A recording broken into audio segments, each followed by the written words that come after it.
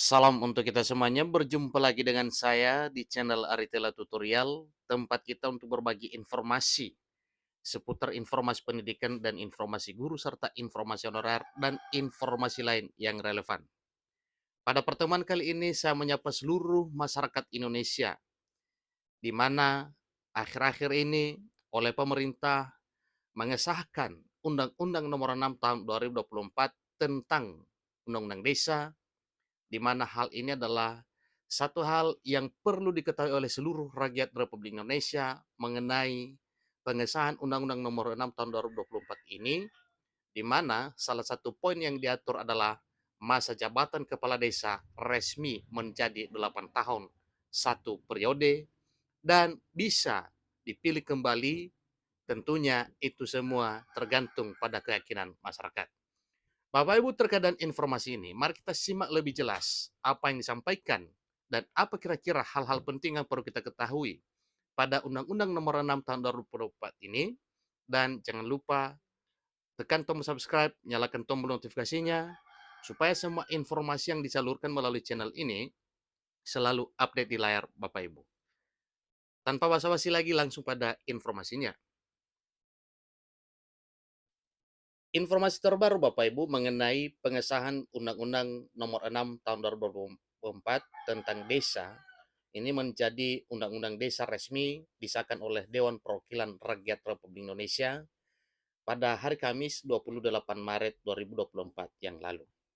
Ini informasi yang dimuat oleh IMC News ID ya terkait dengan RUU tentang perubahan kedua atas Undang-Undang Nomor 6 Tahun 2024 tentang desa menjadi Undang-Undang Desa yang resmi disahkan oleh Dewan Perwakilan Rakyat Republik Indonesia. Dalam undang-undang yang baru ini, masa jabatan kepala desa atau yang disebut dengan kades diperpanjang dari 6 menjadi 8 tahun ya.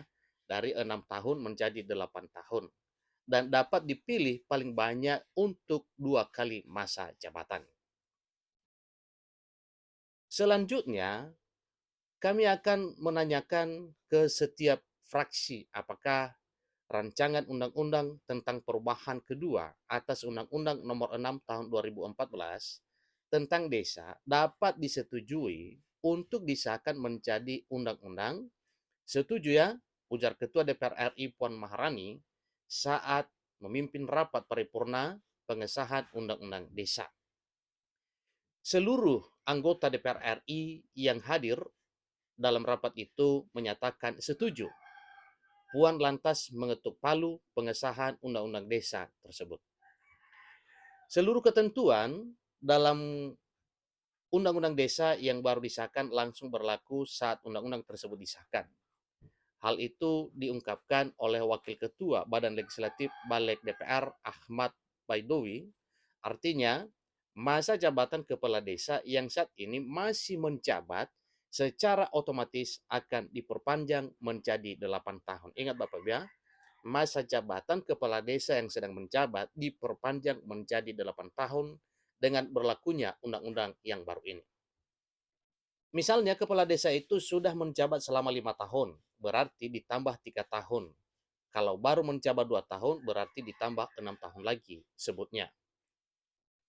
Aturan itu mengacu pada pasal 118 Undang-Undang Nomor 6 Tahun 2014 tentang desa yang menyebutkan bahwa kepala desa yang masih menjabat pada periode pertama dan kedua dapat menyelesaikan sisa masa jabatannya sesuai dengan ketentuan di dalam undang-undang yang baru. Kemudian, para kepala desa tersebut bisa juga mencalonkan diri 1 kali lagi pada periode berikutnya. Jadi Undang-Undang Desa juga mengatur tentang masa jabatan kepala desa yang habis pada Februari 2024. Masa jabatan itu secara otomatis diperpanjang hingga 2 tahun ke depannya. Jadi tidak hanya itu saja, kepala desa yang sudah menjabat selama 2 periode sebelum undang-undang ini disahkan dapat kembali mencalonkan diri untuk 1 periode lagi. Sementara itu, Ketua Badan Legislatif DPR RI, ya, Balik DPR RI Supratman Andi Aktas menyampaikan bahwa sejumlah poin penting yang berubah dalam Undang-Undang Desa. Ia mengatakan RUU Desa terdiri dari 26 angka perubahan. Selain masa jabatan kepala desa juga, ketentuan lain yang diubah adalah sumber-sumber pendapatan desa. Dalam pasal 72 diatur bahwa salah satu sumber pendapatan desa adalah alokasi dana desa seperti yang disebutkan dalam laman DPR RI. Jika sebelumnya alokasi dana desa diatur minimal sebesar 10% dari dana perimbangan yang diterima kabupaten kota dalam anggaran pendapatan dan belanja negara, lalu belanja daerah atau APBD, setelah dikurangi dana alokasi khusus atau DAK, kini diubah menjadi paling sedikit 10% dari dana alokasi umum atau DAU dan dana bagi hasil yang diterima kabupaten kota dalam APBD. Perubahan berikutnya terjadi pada pasal 5A tentang pemberian dana konservasi dan atau dana rehabilitasi, di mana ketentuan pasal 26, kemudian 50A dan pasal 62 yang ditambah pengaturan tentang pemberian tunjangan purna tugas satu kali di akhir masa jabatan kepala desa, badan permusyawaratan desa, dan perangkat desa sesuai dengan kemampuan desa. Kemudian, penyisipan pasal 34A terkait syarat jumlah calon kepala desa dalam Pilkades. Ketentuan pasal 39 terkait masa jabatan Kades ini menjadi 8 tahun dan dapat dipilih paling banyak 2 kali masa jabatan. Ketentuan pasal 118 terkait ketentuan peralihan dan ketentuan pasal 121A terkait pemantauan dan peninjauan undang-undang. Lantas, berapa gaji kepala desa? Berdasarkan undang-undang yang baru disahkan ini, kepala desa akan mendapatkan gaji dari pemerintah pusat sebagaimana diatur dalam Peraturan Pemerintah atau PP nomor 11 tahun 2019 tentang perubahan kedua atas Peraturan Pemerintah nomor 43 tahun 2014 tentang peraturan pelaksanaan Undang-Undang nomor 6 tahun 2014 tentang desa. Berdasarkan pasal 81 Peraturan Pemerintah nomor 11 tahun 2019, seorang kepala desa akan mendapatkan penghasilan tetap yang dianggarkan dalam APBDes ya atau anggaran pendapatan dan belanja desa yang bersumber dari alokasi dana desa atau ADD. Jadi besaran penghasilan tetap atau gaji kepala desa akan ditetapkan oleh bupati atau wali kota. Besaran penghasilan tetap kepala desa paling sedikit Rp2.426.640 atau setara 120% dari gaji pokok pegawai negeri sipil PNS golongan 2A.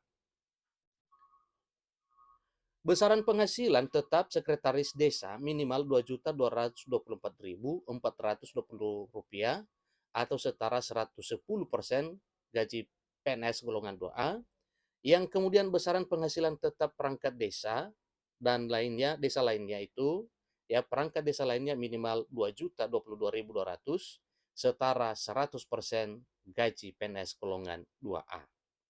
Jadi semuanya jelas Bapak Ibu apa yang dihasilkan oleh para kepala desa, sekretaris desa dan perangkat desa. Jadi peraturan ini hanya mengatur besaran minimum gaji tetap yang dapat dibawa pulang kepala desa dan jajarannya. Ketentuan lebih lanjut mengenai besaran penghasilan tetap kepala desa ditetapkan dalam peraturan bupati atau wali kota. Artinya besaran gaji kepala desa bisa lebih tinggi sesuai dengan kebijakan masing-masing kepala daerah, kabupaten, kota. Selain menerima penghasilan tetap, kepala desa juga berhak menerima pendapatan kepala desa yang berasal dari pengelolaan tanah desa atau biasa disebut sebagai tanah bengkok.